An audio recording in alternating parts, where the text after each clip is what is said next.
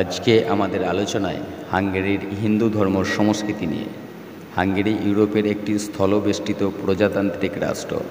হাঙ্গেরির অধিকাংশ এলাকা দানিউব উপত্যকা তথা হাঙ্গেরির সমভূমিতে অবস্থিত। হিন্দু ধর্ম হাঙ্গেরির একটি সংখ্যালঘু ধর্ম।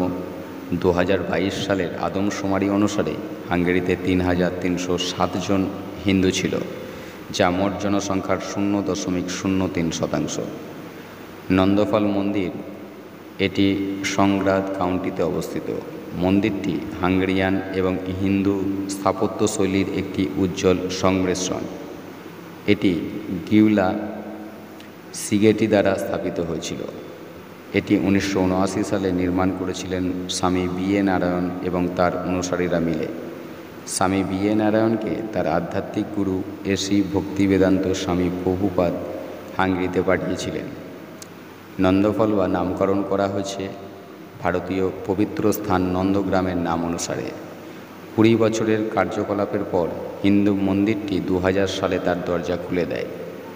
মন্দিরের টাওয়ারে থাকা 100 কিলো ঘণ্টাটি হাঙ্গেরিয়ান রীতি অনুসারে প্রতিদিন ধ্বনিত হয়। 1993 সালে প্রতিষ্ঠাতা অন্তর্ধানের পর সম্প্রদায়টি স্বামী বি.এ. পরমদৈত্যের নেতৃত্বে রয়েছে। কৃষ্ণ উপত্যকা হাঙ্গেরির সোমগিবামোস গ্রামের ইস্কন খামার।